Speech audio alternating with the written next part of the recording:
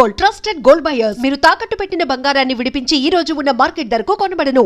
AP Kurnool bus ప్రమాద ఘటనపై DIG కోయ ప్రవీణ్ కుమార్ కీలకమైన ప్రకటన చేశారు. బాధితుల్లో 2 చిన్నారులు కూడా ఉన్నారని చెప్పారు డీఐజీ. ఈ ప్రమాదంలో 2 చిన్నారులతో సహా 11 మంది మృతదేహాలను ఇప్పటి వరకు గుర్తించామన్నారు ఆయన. బస్సులో సిబ్బందితో కలిసి మొత్తం 43 మంది ఉన్నారని, అందులో 23 మంది ప్రయాణికులు సురక్షితంగా బయటపడ్డారని డీఐజీ చెప్పారు. అంతేకాకుండా బైక్పై వెళ్తున్న వ్యక్తి కూడా చనిపోయారని, అతని డెడ్ బాడీ రోడ్డు పక్కన ఉందన్నారు.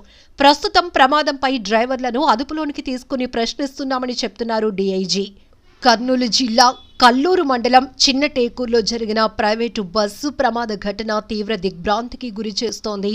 క్షతగాత్రులకు మెరుగైన వైద్య సేవలు అందించాలని ఇప్పటికే అధికారులకు రాష్ట్ర ప్రభుత్వం ఆదేశాలు కూడా ఇవ్వడం జరిగింది. బస్సులోనే భౌతికాయాలున్నాయి. పరిస్థితులకు అనుగుణంగా ఘటనా స్థలం వద్దే భౌతికాయాలకు పోస్టుమార్టం నిర్వహించేందుకు కూడా సిద్ధంగా ఉన్నామని అధికారులు చెప్తున్నారు. ఫోరెన్సిక్ వైద్యులను ఘటనా స్థలానికి పంపించామంటున్నారు. భౌతికాయాల తరలింపునకు మహాప్రస్థాన వాహనాలు కూడా సిద్ధం చేశారు. చనిపోయిన వారిని గుర్తించేందుకు DNA నమూనాలు కూడా సేకరిస్తున్నారు. స్వల్ప గాయాలతో 12 మంది ఆసుపత్రిలో చేరారు. ప్రాథమిక చికిత్స తర్వాత క్షతగాత్రులు 6 ఇప్పటికే డిశ్చార్జ్ కూడా అయ్యారు. అయితే బస్సులో ఎత్తు నుంచి దిగటం వల్ల ఒకరికి ఎక్కువగా దెబ్బలు కూడా తగిలాయి. ఆయన ఆరోగ్య పరిస్థితి నిలకడగానే ఉంది. ఏది ఏమైనా చాలా ఘోరమైన దుర్ఘటనగా చెప్పాలి బస్సు ప్రమాదాన్ని. ప్రమాదానికి గురైనటువంటి బస్ అంటే వెహికల్ స్టాటస్ చూస్తే గనక vehicle number DD01N9490, registering authority చూస్తే గనక రాయగడ RTO ఒడిశా అని ఉంది. వెహికల్ క్లాస్ వచ్చేసి omni bus HPV, fuel type diesel vehicle ఇది. అలానే వెహికల్ ఏజ్ చూస్తే 7 years and 2 months. Vehicle status కూడా యాక్టివ్గా ఉన్నట్టు కూడా మనకి కనిపిస్తోంది.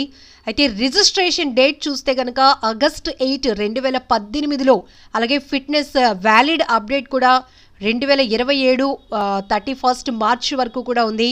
ఇట్లా అంటే వెహికల్ ఒక బస్సు ప్రమాదానికి గురైన, ఒక వెహికల్ వాహనం ఏదైనా ప్రమాదానికి గురైనా కూడా దాని ఫిట్నెస్ పైన ప్రతి ఒక్కరికి తీవ్రమైనటువంటి అనుమానాలు కలిగే అవకాశం ఉంటుంది. బైక్ను ఢీకొన్న తర్వాత బస్ నుంచి ఫ్యూయల్ లీక్ కావడం వల్లే ఈ భారీ అగ్ని ప్రమాదం జరిగింది. పూర్తిగా మంటల్లో చిక్కుకున్నటువంటి బస్సు, అందులో ప్రయాణిస్తున్న వారి పరిస్థితి కూడా చాలా అగమ్యగోచరంగా, చాలా దయనీయమైన దృశ్యాలు అక్కడ కనపడుతున్నాయి. ఎక్కడికక్కడే మృతదేహాలను గుర్తించడం కూడా చాలా కష్టమవుతోంది. కాబట్టి సంఘటన స్థలంలోనే DNA ప్రకారం గుర్తించి అలాగనే పోస్టుమార్టం చేసేందుకు కూడా అధికారులు అన్ని రకాల ఏర్పాట్లు చేస్తున్నారు. ఎవరైతే ఎగ్జిట్ డోర్ నుంచి తప్పించుకున్నారో వాళ్ళు స్వల్ప గాయాలతో బయటపడిన పరిస్థితి. వారు అయితే క్షతగాత్రులను ఇమీడియట్గా రెస్క్యూ చేసి స్థానిక హాస్పిటల్కు తరలించడం జరిగింది. బట్ మరీ బాధాకరమైన విషయం ఏంటంటే ఈ బస్సు ప్రమాద మృతుల్లో 2 చిన్నారులు ఉన్నారని గుర్తించడం చాలా తీవ్రంగా ప్రతి ఒక్కరిని కలిచివేస్తున్న అంశం. మరోవైపు బస్సు ప్రమాద ఘటనకు సంబంధించి అందులో ట్రావెల్ అవుతున్నటువంటి ప్రత్యక్ష సాక్షి హైమారెడ్డి అనే ఆమె ఆ వీడియో ద్వారా కూడా పూర్తి డీటెయిల్స్ కూడా ఇవ్వడం జరిగింది.